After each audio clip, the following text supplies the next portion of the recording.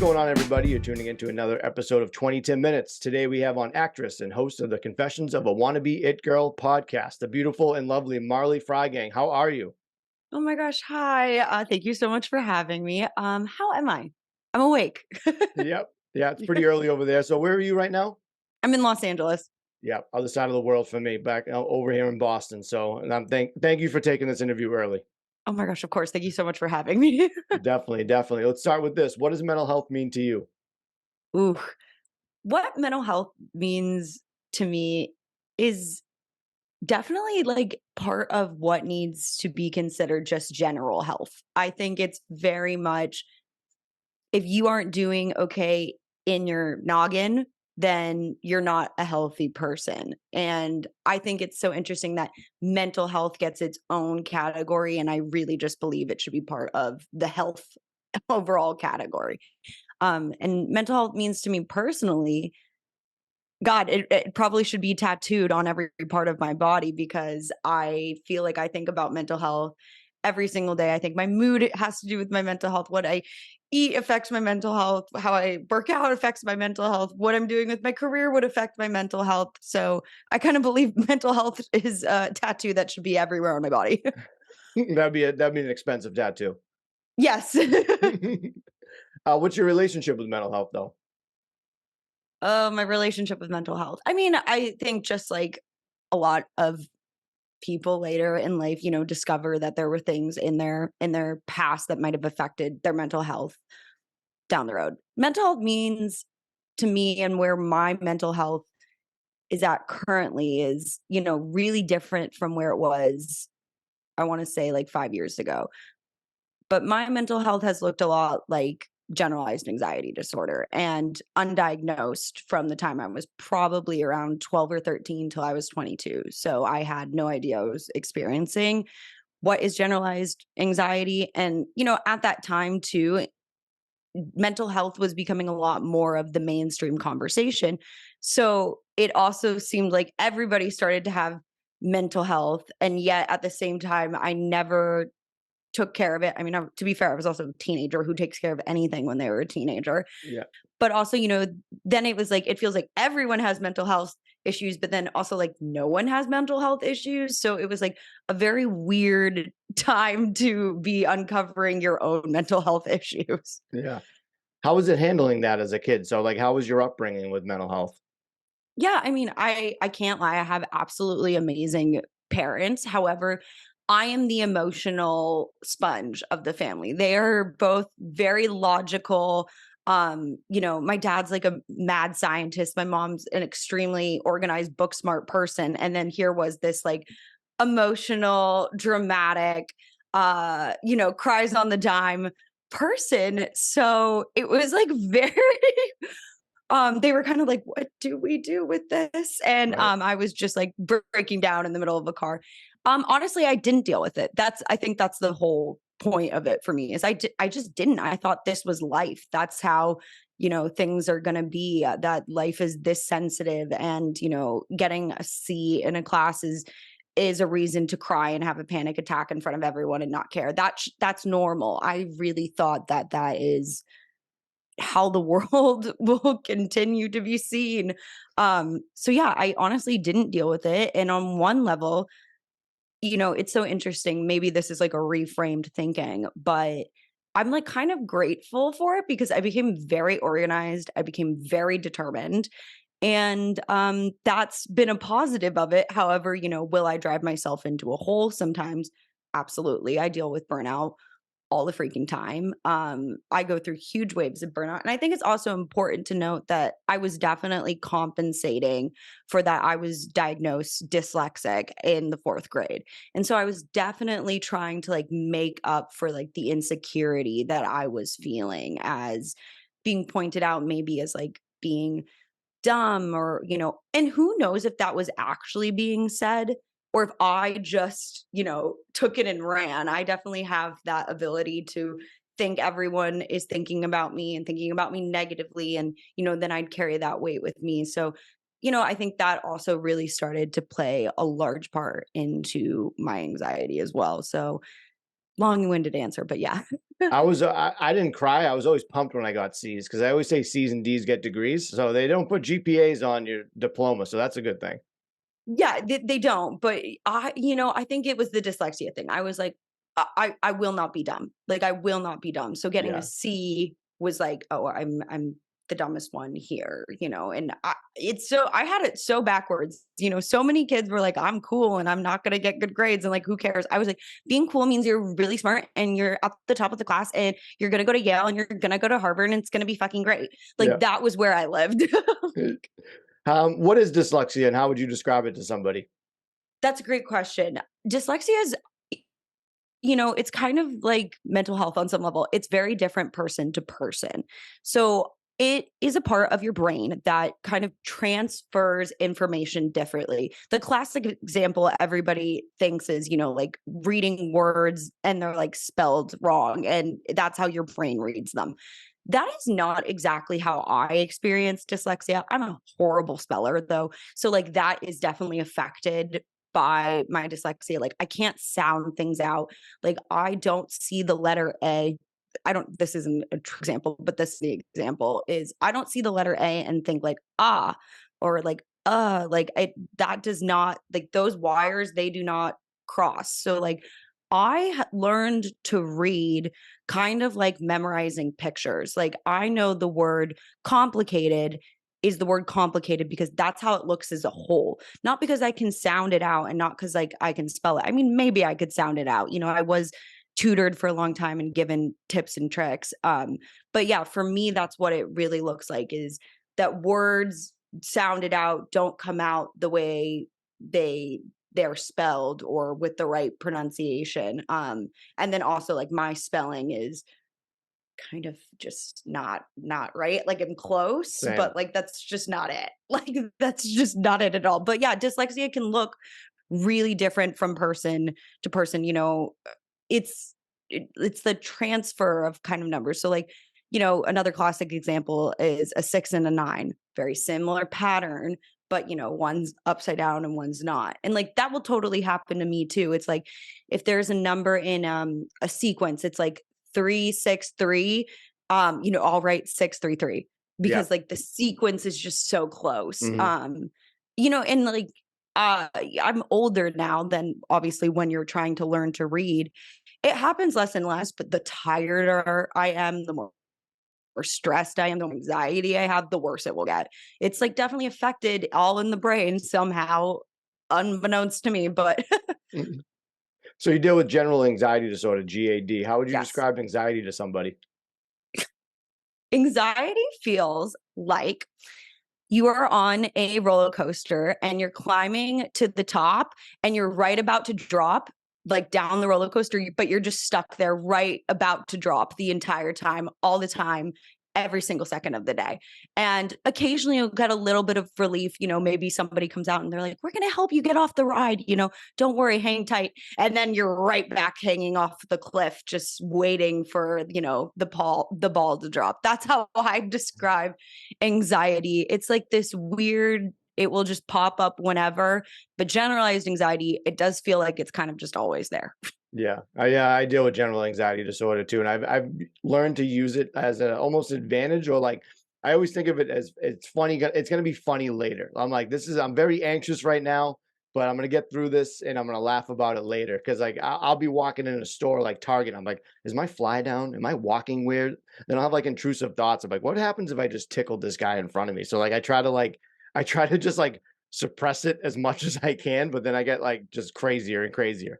Right. Well, that's so funny you say that because I meet a lot of people and I'm a hyper person, probably a little bit because of the generalized anxiety. And they'll be like, "Do you, nicely, but do you have ADHD?" And I'm like, "No. That's just my anxiety showing. It's just how hyper ahead I am and like my brain is just going going going." The best way I describe it to people who have no clue what I'm talking about, which like, who are you?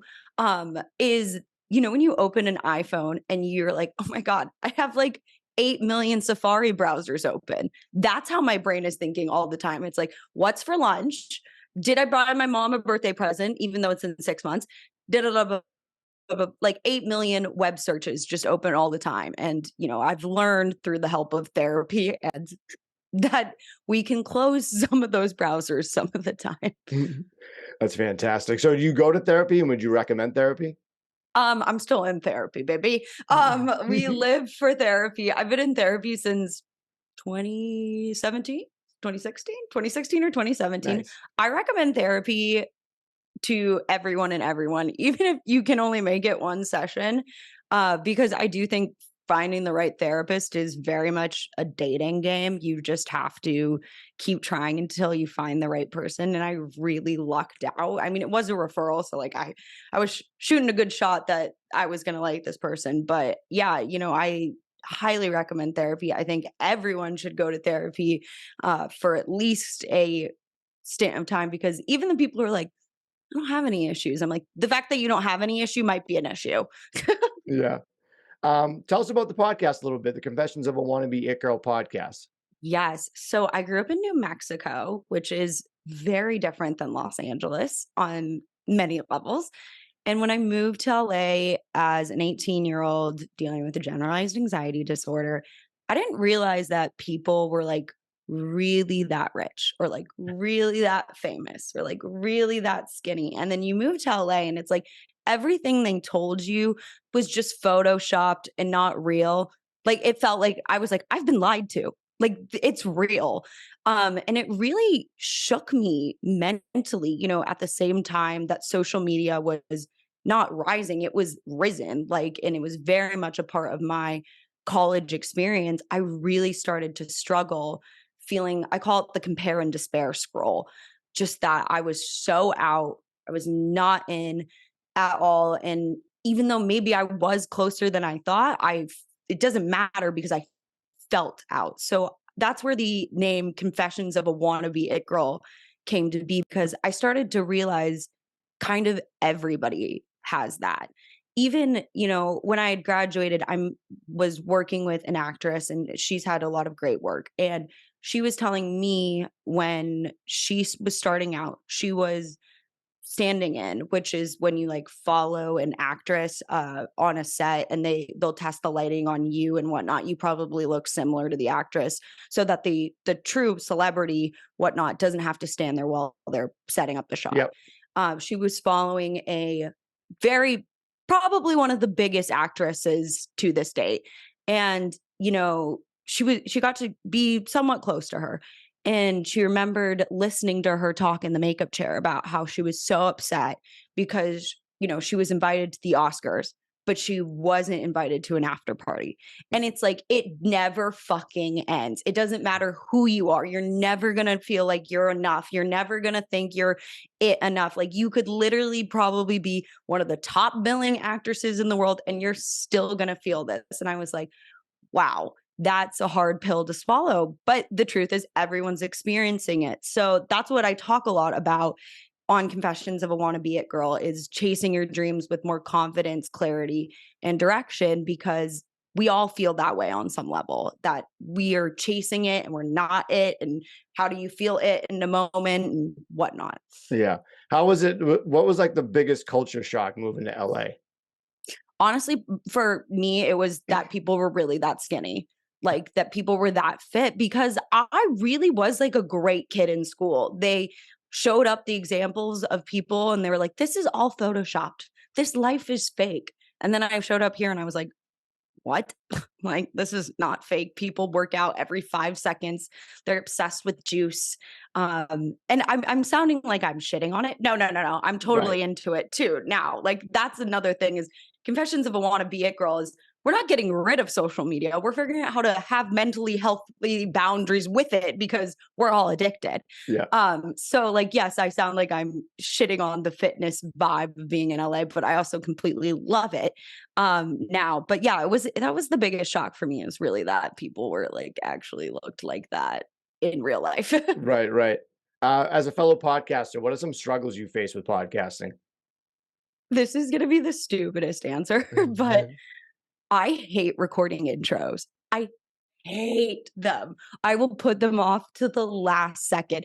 And the funniest thing is when you listen to a podcast, you think that little sniblet right at the beginning, you're like, that was great. That was so easy. Oh my God, I'm so excited to listen to that episode. Literally, do you not see me sitting here at this table wanting to cry every time because it's just you and you're like, I have 40 seconds to intro this episode and I sound like so dumb. Like, and I do it for like an hour and I will leave it till the absolute last second. So that is a very small thing that I really don't love about podcasting. Oh, you're better than me because I'm super lazy. I have the same exact intro for each one. I think the one that I hate the most is doing show notes. Oh, chat GBT, baby. Oh, really? I'm going to change your life right now. Yeah. I mean, I don't like doing it either. Yeah. I'll chat GBT them and then I'll put them more in my voice. Wow, that's Yeah. very interesting. I haven't used that yet. I know that's like hot in the streets right now. For a dyslexic girly who doesn't like to write and can often not spell things, it's a godsend. Right, right. So you Yeah. use social media as your platform. What are some pros and cons when it comes to social media and someone's well-being? Because sometimes it can be good and sometimes it can be terrible. Okay. Let's start with the bad.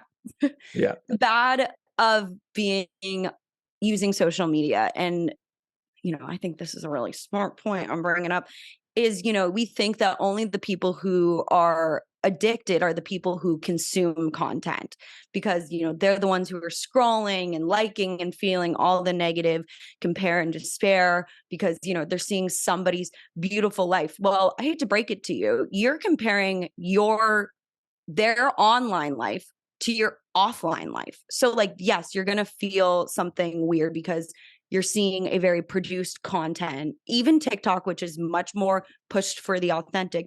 You're seeing still a produced thing, but your life is still offline. So it's like comparing, an apple to an orange. Yes, they're both fruit, but they're kind of different.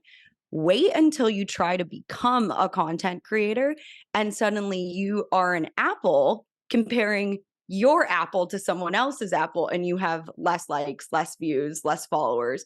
That's another slap in the face. And then, that's something I'm really struggling with social media. This is the first time I've talked about it, is posting a lot more and dealing with, oh, I'm not getting as much traction as blah, blah, blah. And you're just as addicted looking for the likes, the views, whatnot, because now I'm checking the app all the time to see how I'm doing, which is so narcissistic and God knows how it's affecting my mental health. Me and my therapist are working on it. But that's the bad is that there's always going to be these metrics that we are going to compare ourselves with. That for me has been the part that has been the hardest to digest about social media, being somebody who wants to make content on social media and being somebody who consumes content, is that these metrics can make you feel like shit. Yeah.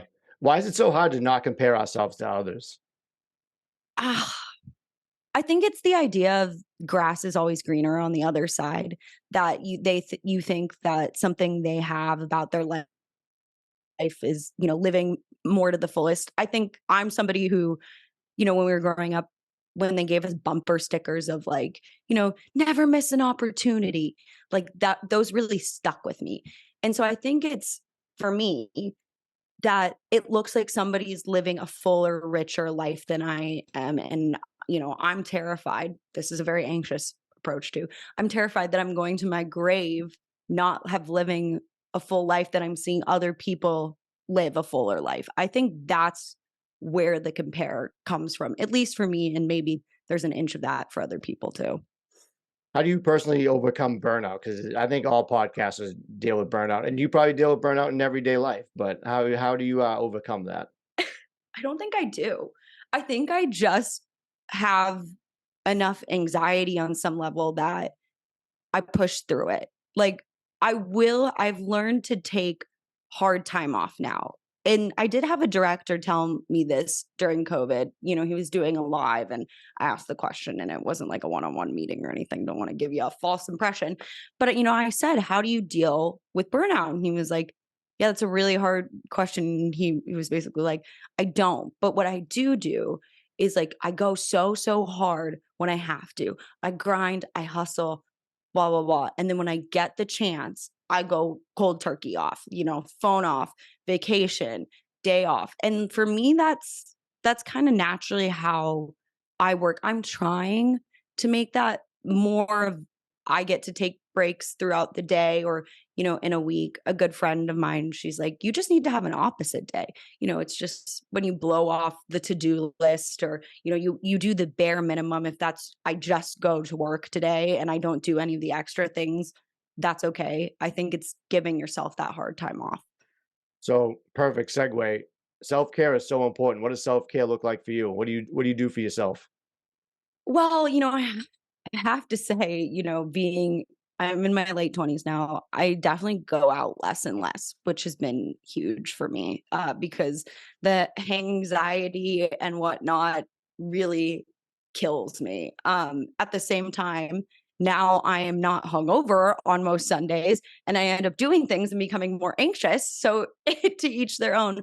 But self care looks like for me, really trying to just get out of the house and doing a workout or working at a coffee shop, being around other people. I mean, I am 100% an extrovert. I get my energy by being around other people. So I know that about myself. So even if I'm not conversing or hanging out with other people, I just have to be out in the world. So that is a form of self-care for me, is just like alone time. I live for being in my car. I will throw on a YouTube like meditation and I'm driving, I'm not closing my eyes, and I'm just like trying to deep breathe. Self care to me looks like however you can fit it in, whenever you can fit it in. I don't think there's any rules about it. And cleaning. I'm a chronic cleaner. Not in the way like I'll scrub a toilet. I like to reorganize everything though. We're very similar. I love organizing. I'm the organizer in the family. And do you do this? I feel like I do this a lot. I just listen to the same songs over and over on Spotify. Yes, It does an on repeat playlist, and I just listen to that every day. that is my boyfriend cannot stand it because he's like, oh, it's the same six Marley songs. And I'm like, they make me fucking happy. Okay. Yeah. It is what it is. And I judge myself sometimes. I'm like, man, I'm listening to the same songs. I'm like, wait, why do I care? Like, this is like no No one one's cares. judging me. I do the same shit. I live for the same songs. Oh yeah, it's awesome. I deal with this very much when it comes to mental health. Do you ever suffer from imposter syndrome? Every fucking day. Yeah. Like, Yep. what day do you not? Um, I'm maybe it's just the headspace I'm in today. And weirdly enough, I've been struggling a lot with it this week, but like I just don't fucking care. Like I'm like, I have imposter syndrome. Okay, cool. Like Yeah. I do have it. I have it as an actor because I'm like, oh, I'm an actor, and everyone's like, well, what have you been in? And I'm like, not at the short films that you haven't seen. But I'm a fucking actor and I know I'm good. And like I don't need to justify it to you. So I'm like, yep, cool. Like it's just you shake it off, even though I'm freaking out internally. No one cares. No one needs to know. It's like my dirty little secret that I have imposter syndrome or something. You seem like such a confident person. Great segue, by the way. How does one build confidence, and what are some strategies you would suggest? Lie. Just lie to yourself. Lie to yourself. I mean, I'm joking, but I am an ounce serious too. I've been really lucky that I have never super struggled socially. Socially confident, I've always maybe had. Have I struggled really so much in the performance career? Yes. I had a huge mental breakdown my senior year of college. I was a dance major and I had such bad performance anxiety that I pretty much quit dancing. Long story short, but dealing confidence is I'm a huge believer of fake it till you make it. And I think a lot of people think fake it till you make it. You already have to have the confidence to go get that thing. And I don't think that's true. I think fake it till you make it means you don't have that confidence and you are actively pretending until one day you wake up and you do have it. And, I do stupid shit to build my confidence. Right now, I wake up every morning and I literally say, I'm a successful actor and podcaster. Like it feels, I can't even believe I just admitted that. I'm shook because when I started doing that at the beginning of the year, I was like, this is so dumb. Like, this is the dumbest shit in the entire world. and I would sit like whisper it to myself. I live with my boyfriend. And now the first thing I do when we wake up is like I look at him and I say it. Like it's wild. But again, I'm faking it till I make it. It's just like delusional that I believe it. But that's part of it is just being like, yeah, I get one shot. I'm gonna go for it. That was something else I told myself when I quit dancing and was anxious about it. And it's kind of a harsh mentality, so it's definitely not for everyone.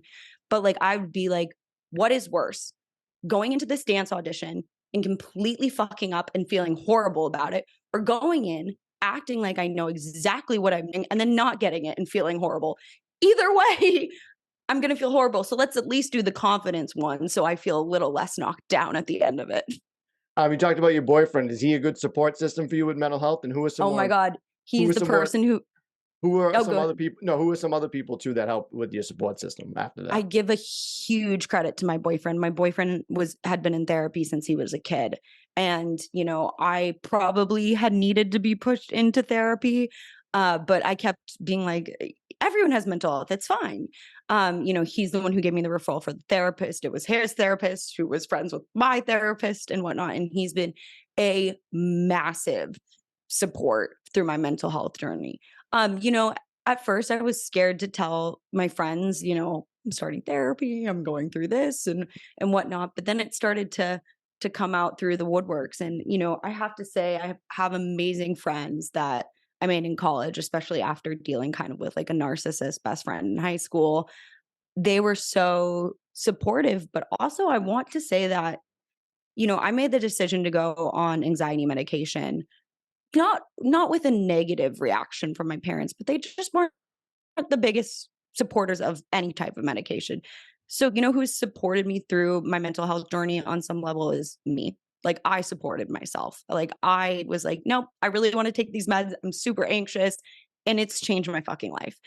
And I did that decision at 22 kind of on my own, lightly supported. And it was one of like the first decisions I really made for my own health on my own. So like I've had amazing support systems and my boyfriends, my college friends, my parents, but like I supported me too. Yeah. Don't forget people out there. You're the most important person in your own life. You got to take care of Yes. yourself. Now, another great, so you're killing it with these segues for me. I was going to ask, you ever deal with negative people when it comes to mental health? And so you said your friend was narcissist. How would you describe that to people? What is that? Mm.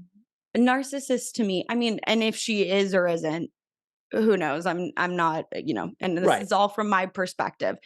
But toxic toxic people, Yeah. you know, I feel like the biggest sign or red flag that you are dealing with them is when you are going through a hardship or something that is, weighing on you as a being and your heart and your soul. And somehow that situation still becomes about them. That's when it's like, huh, it's really interesting. This is not an even to even friendship. This is a a little bit of me tip of the scale and then a lot of you tip of the scale. And that's where it starts to feel maybe this isn't a good thing. Also, I noticed, actually, I didn't notice. My best friend noticed. My best friend now noticed this. She was like, whenever you bring blah, blah, blah around, you do this thing. You kind of gather everyone, or like, when we're all together at your lunch, you're like, by the way, blah, blah, blah is coming to the town. She's a little da da da, and she's a little da, but don't worry, she's my best friend. When you are giving a warning label for the people that you're supposed to be closest in, internally something is off with your relationship or something. And that's like a huge sign to yourself and the people around you that something in this is just not a good fit. Oh, 100%. How can we help break the stigma around mental health? I know we have podcasts like mine and yours, but how can we help break the stigma? I think honestly make it cool. Yeah. Like it's like make mental health cool. And I think we're on the way there, but like I think mental health is not the defining factor of anyone. I mean, it's not the single tattoo I'd have on my body, but it's one of them. And I'm very casual about it. I'm very open about it. And I think if that's just like, it's a cool part of me. I have positives, just like I think you do, being clean, being organized from having anxiety. It's a cool thing. I don't know. I think that's really how we break the stigma of mental health. And also, it's not something that comes at any age or any time and whatnot. And, there's gifts and things we learn from it too. So like, what's the point of holding back about what it is? I mean, sure, we all be open about it, but like just make it cool. Like I would buy a t-shirt that says I'm an anxiety girly. Like, I don't care. Yeah. We got dealt the cards that we got dealt with, and we just gotta play the game or we just gotta bluff our way through it. Yeah. Like, who cares? What are some words of wisdom you would give someone who is out there struggling and looking for help? Mm,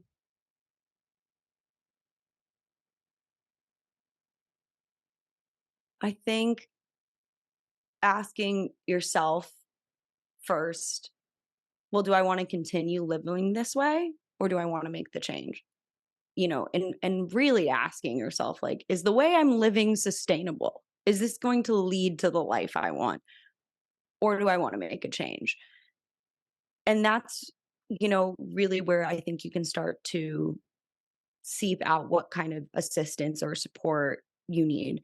Because once you really truly realize that this life, the way it's looking or the way it's heading, isn't going to fulfill your dreams or just even your opportunities that you want to get, help will kind of start to become clear what shape and form it needs to be.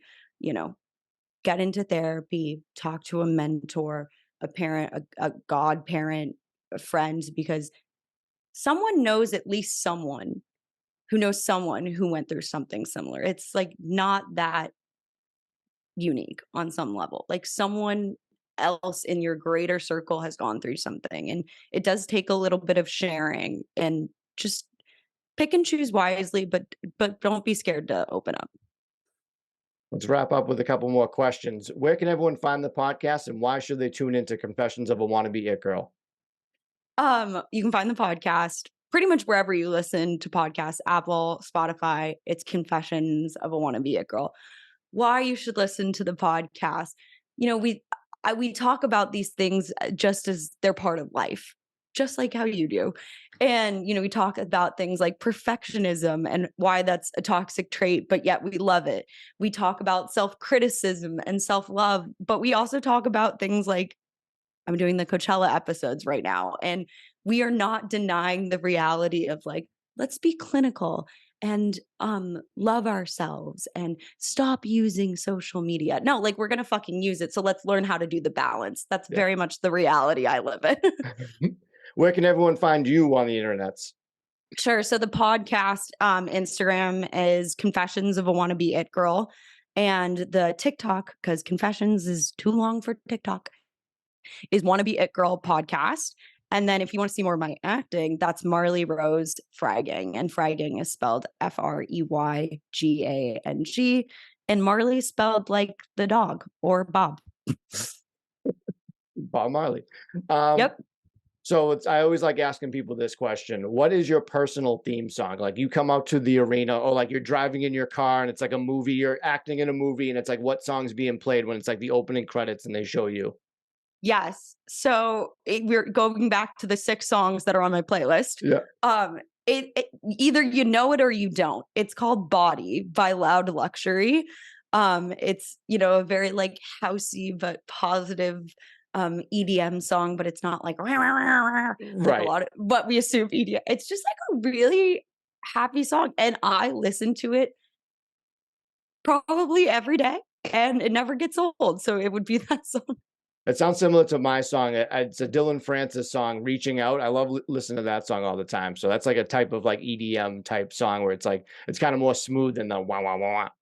Yeah, is it like a tropical housey vibe? Because that's kind of where I live. Yes, yes, it's definitely got that vibe. We'll definitely exchange those songs, and Yeah, yeah. I'll add it to my repeat list so I get it right the first time on it. Um, Stunning. what are 3 things that you're grateful for today? 3 things: coffee, grateful for Mhm. coffee.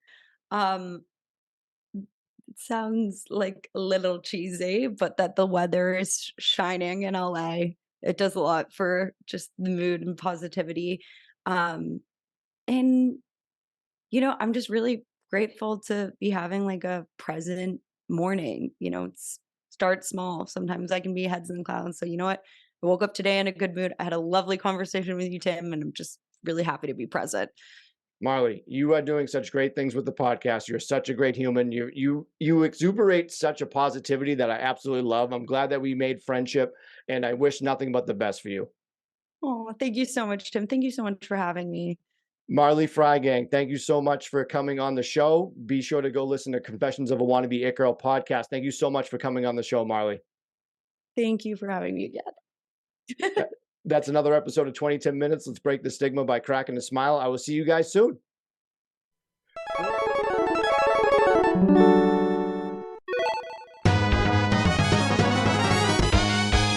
Round one, fight! We got to do a little bit of rock, paper, scissors. Are you ready for this? Yes. All right, I'm going to call it. I'm going to keep my eyes closed. We're going to do rock, Okay. paper, scissors, shoot. So some people have shoot. it different. So whenever you ready? Yes. Do I have to close my eyes? No, you can keep your eyes open if okay. you're honest to play. Okay. Okay. All right. Rock, paper, scissors, shoot. What do you have? Ooh, I have scissors. 1-0. 1-0. 2 out of 3. Okay. Okay. Rock, paper, scissors, shoot. We're both Ooh, consistent. You fell right. for it. You fell for my double rock. Yeah, that's not the common strategy. No, it's not. That's what I've been going with. So it's pretty good. So, but good game. Good game. Good game. Good game. Good game. Good game.